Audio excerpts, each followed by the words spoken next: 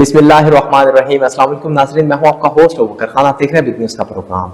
नाज़रीन, आज हम बात करेंगे सरगोदा के हवाले से, क्योंकि इलेक्शन की कहमा कहमी अरूज पर है।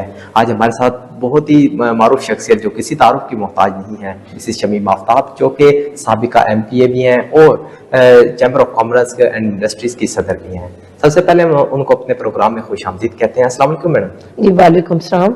अच्छा मैडम, पहला क्वेश्चन मेरा आपसे ये है कि आप मुझे ये बताइएगा कि पंजाब में PTI की कैंपेन कैसी चल रही है खवातीन के वाले से?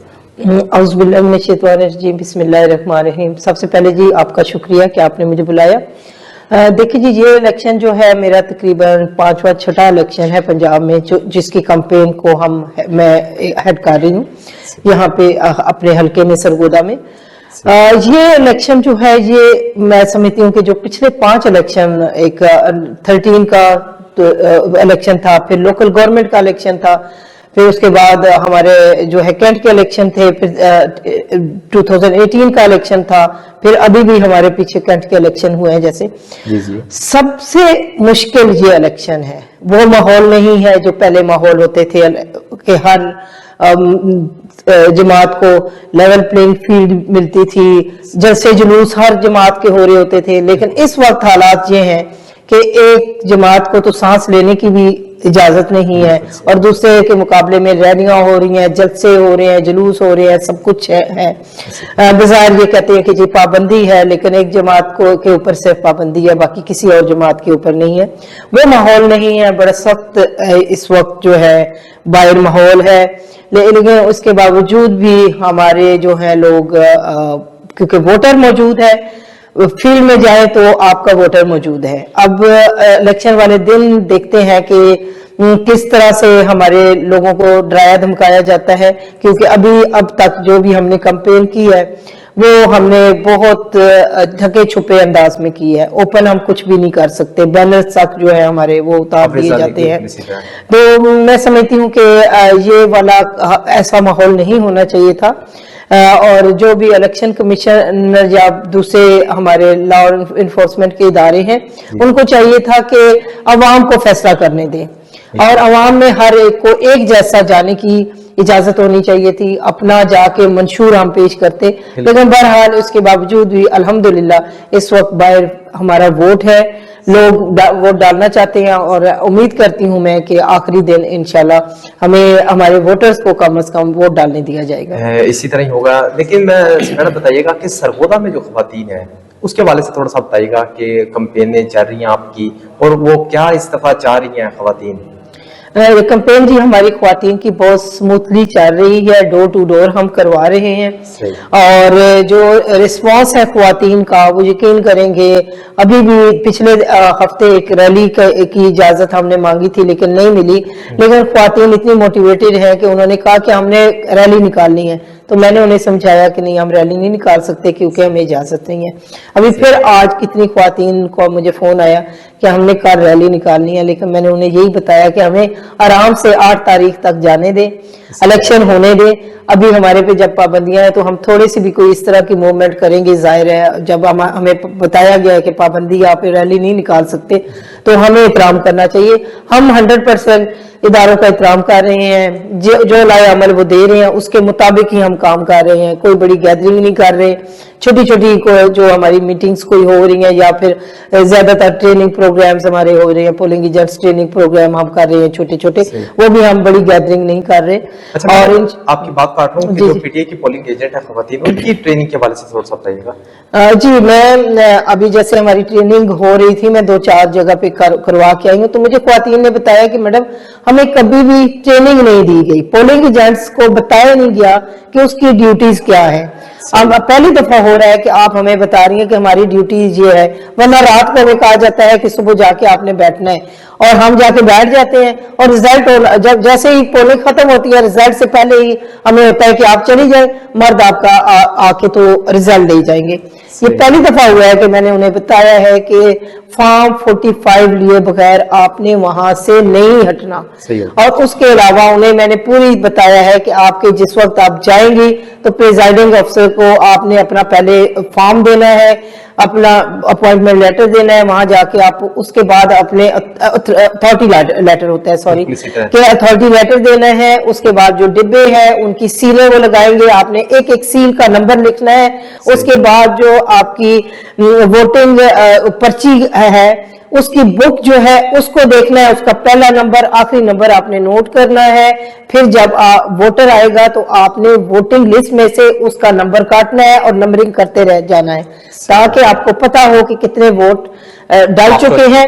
ये ना हो कि 100 की वो बुक होती है तो 60 के बाद वो कहेगी जी अगली बुक लेके आ रहे हैं, तो वो आपकी नंबरिंग हुई हो वोटिंग लिस्ट में कि आपको पता हो कि अभी जो 60 वोट हुए हैं, तो आप कैसे 100 की जो है वो चेंज कर रहे हैं। तो वो ये चीजें अवेयरनेस जब मैंने कल और परसों दी ख्वातीन को, और मेरी टीमें बनी हुई हैं जो मुख्तलिफ जगहों पे जाके दे रही हैं, तो ख्वातीन ने बड़ा अप्रिशिएट किया और उन्होंने कहा ये पहली दफा हमें बताया गया है कि इतना बड़ा प्रोसेस होता है और हम जिम्मेदार होते हैं।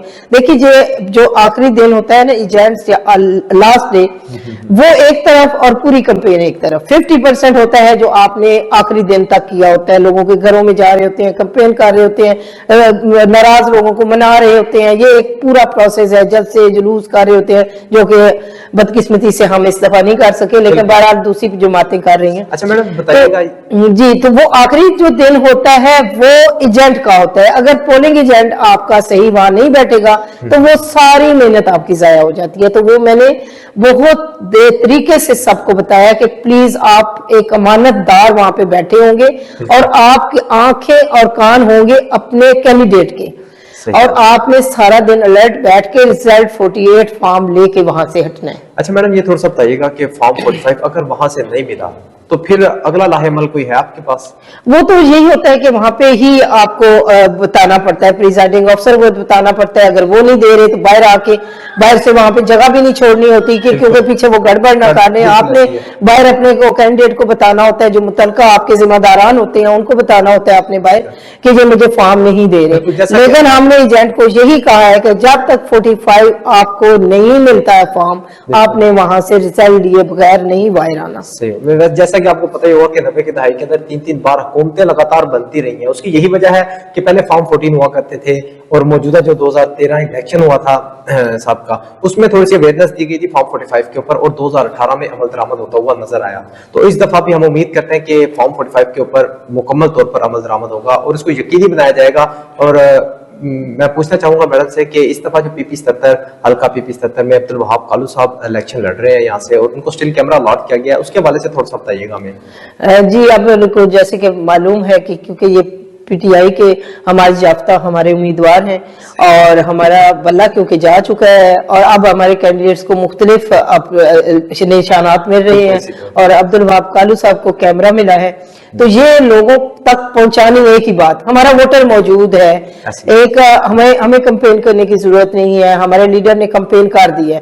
बट हमारे लिए इस वक्त सबसे मुश्किल जो मरहला था कि हर वोटर को ये बताना कि हमारा निशान क्या है, और वो अल्हम्दुलिल्लाह हम कामयाब हो गए हैं। पूरे हल्के में हमने बता दिया है और इंशाल्लाह आप जो है आखिरी दिन इंतजार करेंगे और मुझे बहुत उम्मीद है कि हमारा कैंडिडेट इंशाल्लाह भारी अक्सरियत से जीतेगा। जी मैडम बताइएगा कि 5 फरवरी है आज और यौम एकजाती कश्मीर के हवाले से ये बनाया जाता है, इसके हवाले से थोड़ा सा बताइएगा। जी, आज जैसे कि 5 फरवरी है तो इस मौके पे मैं अपने कश्मीरी भाइयों के साथ इज़हार यकजहती करती हूँ और उसके साथ साथ जो इंडिया ने कश्मीर में पिछले 75 साल से जुल्म उठा रहे हैं उसकी भरपूर मज़म्मत करती हूँ। और उसके अलावा आलमी इदारों से यही रिक्वेस्ट है कि कहीं भी कुछ छोटा सा भी वाकया हो जाता है तो आप उस पर जरूर एक्शन लेते हैं, लेकिन कश्मीरियों पे इतने जुल्म ढाए जा रहे हैं, जितने कश्मीरी हैं उससे ज्यादा वहां पे इंडियन फोर्स जो है उन्होंने लगा दी है। जवान बच्चे जो हैं वो खत्म किए जा रहे हैं, उन्हें कत्ल किया जा रहा है, औरतों की इस्मत जरी की जा रही है और इसके बावजूद आलमी मीडिया भी खामोश है और UNO के इदारे भी खामोश हैं।